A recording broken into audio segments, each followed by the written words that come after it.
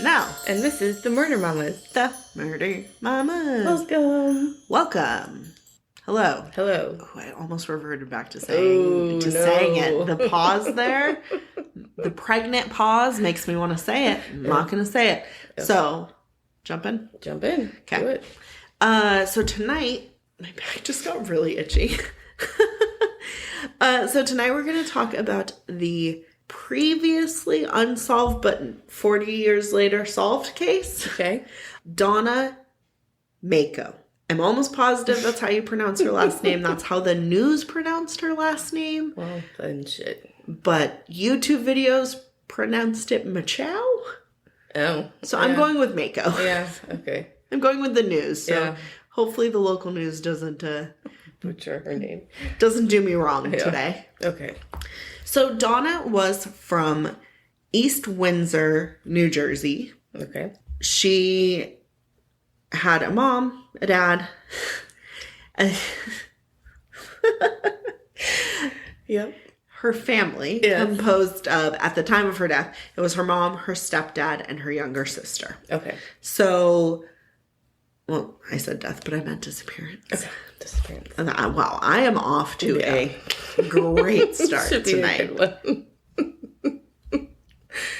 It's okay. Well, it can only get better, right? Right. Can't get worse. Nope. All right. No. We're at the bottom. We have hit the rocks, ma'am. Okay.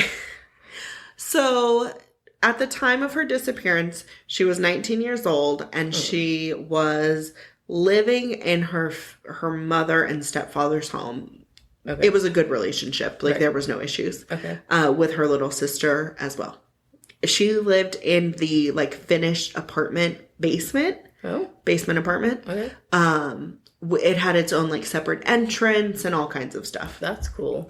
So, the night before her disappearance, which was on February 26th, 1984, her younger sister saw that she was home, so she, like, went down into the basement and they watched scary movies together until about 2 a.m., and then the little sister went upstairs to go to sleep. Her parents were asleep.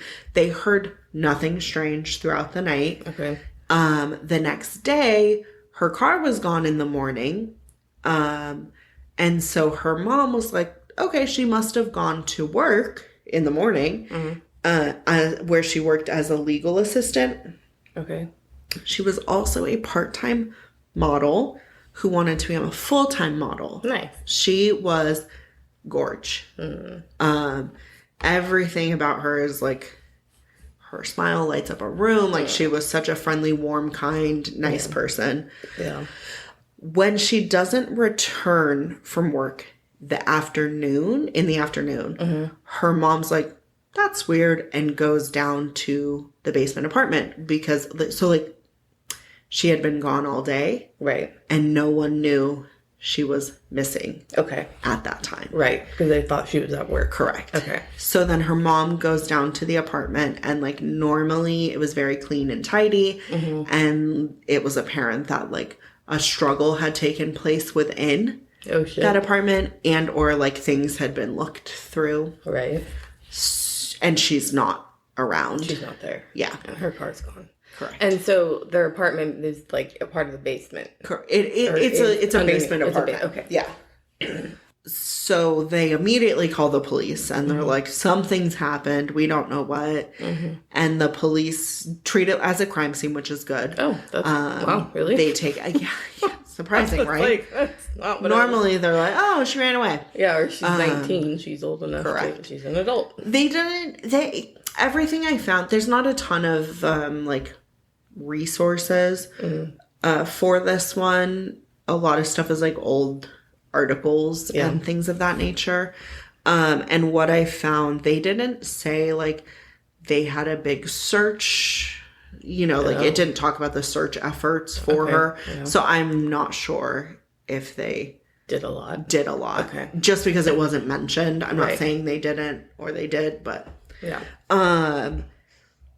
The police find some evidence in her room. They find some DNA evidence that's not hers. And it's the only, like, thing. It's only DNA that is not of a family member or like a known person in their house, but they don't know whose DNA it is because it's 1984. Right. So like, yeah, what are you going to do? Exactly. So her case goes cold, unfortunately, and it remains cold for a very long time. 40 years. Wow. Well, not truly 40 years, but yeah. Her family moves from New Jersey to Texas a few years after her disappearance, kind of as a way to like refresh and like get a fresh start. Yeah. You know, like just sort of leave. That's gotta be hard though. Like if you're leaving the house that like they only know to come back to that house and then you're not there. Like, yeah. I don't know if I could do that. Like maybe 10 years. I don't know. That would be difficult. I understand why. Like that's hard to stay in a home. But I think maybe like in their heart they knew that it's been too long. Yeah. Like they knew that she would have never left. Right. And this is just all speculation. Yeah. Like who knows? Like I don't know. I feel That's like probably true. As a mom, you know. Yeah.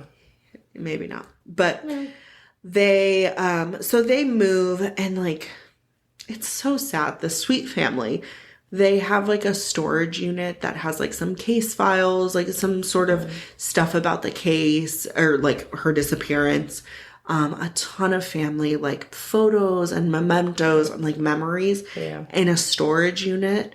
Then it gets broken into and people steal the pictures and like the case. And I mean, just thieves stealing boxes of stuff, you know, and like just finding out that it's nothing that they want or like of value. And it's like so sad. It's that's horrible. This poor family. Yeah, like, that's bad. Yeah. So like they lost her and then they lost all of that stuff. And it's just really, really sad. Yeah. So her case is cold for quite some time.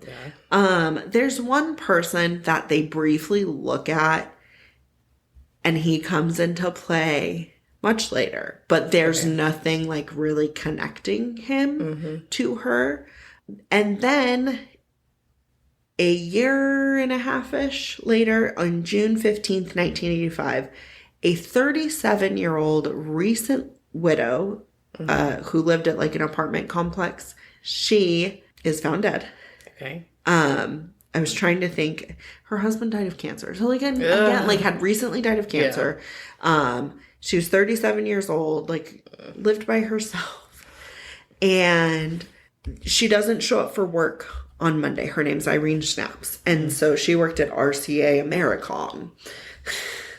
I don't know. I don't know why that was important, but it felt important to mention. So she doesn't show up for work on Monday, and a coworker stops at her house. Yeah. And they obviously find a crime scene. Right. It's going to be so hard to walk. Like, not being prepared for something like that is rough. You know, it's not a crime scene investigator going in there to like do their job. Correct. This is a civilian that just checking on their friend from work. You know, just their sweet coworker and is a little worried about them. Right. That's horrible. Yeah. And so what they find is that Irene has been like bludgeoned, basically. Oh, shit. They find some, they find DNA evidence there as well. And then they very strangely find a size 6, like, trainer sneaker. Okay. It's from the 80s. It's before my time. I don't know. Yeah. Reebok? Bloody shoe print. Okay. On like somewhere. So the size 6 of the shoe is very important. Okay. Yeah, because that's like a woman's size. Usually. Or I'm just. Yes. Yeah. Yes, it is. Yeah. But that's kind of all the evidence they get from there. Okay. And then they start their investigation and they hone in on another resident of this apartment complex who was written on like her calendar a lot, which she used as like a daily diary basically. So it'd be like, turned down, I said bludgeoned to death. She was 11 or more than a dozen blows to the head from a hatchet. Oh my God. Yeah. His name was Peter. I'm like, I could feel the name, but I couldn't think of it. Yeah. Stowwasser. Okay. So they were neighbors, and he sort of gets like, the police get like tunnel vision on him for a little bit because her friends say like he was a nuisance and like he hung around, and he had asked her out. She was widowed. He was attracted to her. Right. And she said like, I'm not, like, it's too soon and I'm not ready to have like an intimate relationship with anyone. And he was like, that's fine. Like, I'll wait for you. And then like the next week they went to a party together. That's what he said. Okay. So he gets questioned by the police, and he's like, I think I may be the last person who saw her alive. And the police are like, what a weird thing to say to us. Right. Like, how strange. Why would you say that? And then he's like, no, I didn't mean that. I meant something else. Right. And they like do a polygraph test on him, which he fails. But that's... Yeah. He says he was nervous. It's inadmissible in court. Yeah. And like... Don't ever take a polygraph. Say no to polygraphs. Say no. Just say no. Just say no. Don't do it. Yeah. Dare those polygraph tests. No. Absolutely not. So... like I said, so the police sort of hone in on him, and like they're the focus. He's like the main suspect and the focus of the investigation.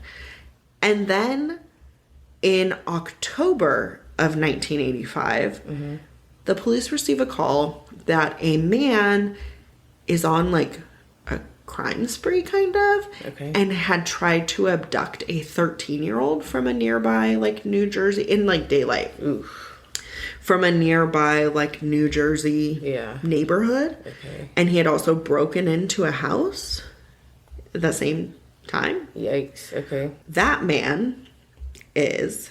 Oh, and also, sorry. Peter wears a size 12 shoe. Okay. So that was a very big, like... That's a huge difference. Correct. Like, this can't be Peter. Right.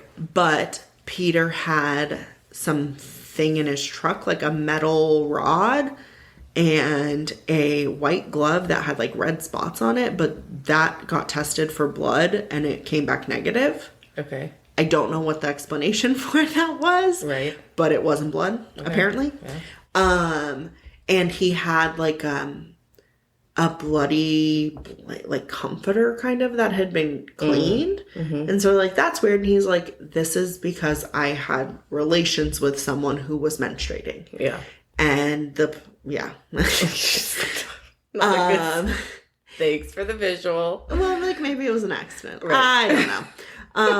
And the police are like, okay, weird. Yeah. But like, yeah. It's not like they can't do DNA test yet, like really. Yeah. So then October happens. I like jumped back and forth. So now we're back to October of 1985. And this man is on a crime spree. So he gets caught, and his name is Nathaniel Harvey. Okay. And he is a lifelong criminal, like has a rap sheet. He's many break-ins, like all kinds of stuff. I just remembered something else about Peter. I hate when that happens. I'll go back to him.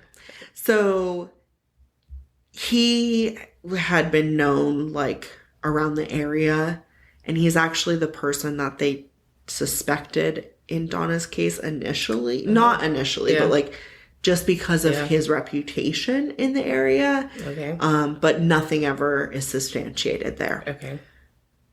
So then he gets arrested, and he admits to Irene Schnapp's murder. Oh. And his wife and or ex-wife, Nathaniel's, lived in the same apartment complex. Oh, shit. As Irene Schnapp. Okay. So there's a connection. Correct. Yeah. The police bring him in for questioning, and he does, like, admit to it. Oh, okay. Later, he says that he admitted, like, under duress and wasn't read his Miranda rights. Right. And the police say, like, we should have Miranda righted him. I don't know. Mirandaized? I don't know what term you use. Like, what is the past tense of Miranda writing someone? Be Miranda'd. Yes. Because he had stopped and asked to speak with, like, his dad, Right. in the middle of questioning, and then he admitted. Oh. But they didn't. So they hadn't read him his rights yet because he wasn't in arrest. They had Okay. previously, but not after. I don't know. It was like this really interesting. I read an entire, like, Yeah. New York Times piece from 2005 about this guy trying to get off death row. Oh. Yeah. And so after a trial, he gets convicted of her murder, and he does get put on death row. He appeals, like, a ton of times. Sure. And nothing happens for Donna at this point. Like, she's still a cold case. There's no connection. Okay. There's none of that. And the reason that he's convicted of Irene's murder is because, one, his confession, two, the shoe. He wears a size 6 shoe. Yeah, Which is really unusual for a man. Yep. And I was, like, thinking, I'm like, I don't know how different, like, kid sizes to, like, adult sizes are. Right. But, like, Blake wears a size 2 shoe. Right. Yeah. And he's 7. Yeah. I was like, that is a tiny foot for a grown man. Yeah, it is. So nothing really happens. Donna's case, like I said, is cold. And then in 1995, a Boy Scout troop is, like, camping, and the leader is out foraging, and he finds the decomposed like the skeletal remains, basically, because it's 11 years later, of a body, calls the police, and the body has been wrapped in, like, a blanket, hid under some brush near a farm where Nathaniel Harvey once worked. Oh, convenient. Yeah. Okay. In Cranberry, New Jersey. Cranberry. Maybe it's Cranberry. Bury? Bury. Yeah. It's so hard for me. So they find that, and then they match her, you know, based off the dental records. They know that it's Donna. But still, like, there's no evidence to connect them. But the police feel like it's them. Somehow they're connected. Yes. I'm trying to form the words, because there's also a connection between Peter and Donna. Okay. And they both went to the same community college. And conveniently, after Donna's disappearance, Peter stopped going. Oh. But Peter says, like, he never talked to or, like, knew Donna. They just conveniently went there. Right. Which, like, would make sense if they lived in the area and both went to a community college. Yeah, and that it's the makes only sense. one, like... Yeah. It's not far-fetched. Yeah. So I'm like, I don't know. Yeah. I don't know what to believe. But I think the size 12 shoe is a... Yeah, the shoe is a pretty major... Yeah. He said that when Harvey... So Peter says that when Harvey gets arrested, like, he finally feels like he's off the hook, and, like, the police give the evidence they collected back and, like, all of that stuff back to him. Yeah. And later on, during the appeals process for Harvey, his attorney really tries to say it was Peter and, like, really hone in on those connections. Yeah. But, like, Peter goes on to remarry because he was divorced. Yeah. He goes on to remarry and, like, live a normal life. Okay. Yeah. And then I saw something where he was like, he said that he had, like, exaggerated the relationship he had with her. So, like, they hadn't gone to dinner together. I'm like, what a weird thing to tell the police that, like, you were with a murdered person when you weren't. It was, like, very strange. Yeah, like, that's really weird. This is very weird to me. Huh. So nothing happens for a really long time. Like, he's in jail, he's appealing this stuff over and over again, and like it goes to the Supreme Court, and like he doesn't want to be put to death. He says that he never committed this crime. He doesn't know who did. He knows nothing about anything because he admitted to murdering someone and also had a rap sheet for raping and like trying to abduct someone. But he's innocent of this. It's hard because I don't think we should put people to death, you know? Right. Because you have to really be certain. Yeah. Oh, yeah. And I really think, I really truly think that, like, without that bloody shoe print, they would have pinned Irene's death on Peter. Yeah. They would have found anything, you know? And, like, did he deserve the death penalty? Like, it's hard. Yeah. I don't know. Yeah. But nothing's happening in this case for a very, very long time. Okay. So, let's fast forward. Harvey's conviction gets overturned by the state Supreme Court. And it's because they say that, like, he didn't get properly Miranda-ized. Okay. And then he gets retried and convicted again in 1994. So, like, people are convinced that it's like him. Like, it hasn't just been one time beyond a reasonable doubt. It's been multiple times beyond a reasonable doubt. Yeah. So he has a 70-year sentence for also...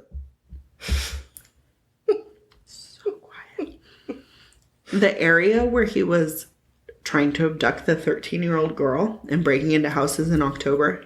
Nathaniel Henry. It was called the Dutch Neck Estates. I'm like, what an interesting neighborhood name. Okay. Yeah. Duck Neck. Yeah. Oh, and he broke into like another person's home. I'm just going back to that. And threatened the homeowner with an axe before fleeing into the woods. Just like went on this weird crime, like a weird random like crime spree. Another woman was sexually assaulted and pulled him out of the lineup. It's like all kinds of stuff. I'm trying to find the attorney general who like reopened the case, like, and the cold case task force that solved it. But I can't find the guy's name, which is gonna bother me. It's right there. His name is Attorney General. So, anyways, so the Attorney General and the cold case task force, they resubmitted like DNA evidence from Donna Macho's crime scene and some fingerprints using today's technology rather than 1984's technology. Yeah. And they found that it was Harvey. Like, they matched it with Harvey's known DNA sample. Okay. Unfortunately, he died in prison at the age of 23. I was like, wow, he was really old. And he was a vampire. No, in 2020, he passed away in prison. Okay. He did not get put to death. Okay. He just passed away. Yes. Okay. So, like, the case is solved. Right. But there's no real justice for Donna because he didn't serve any time for Donna. Yeah. You know?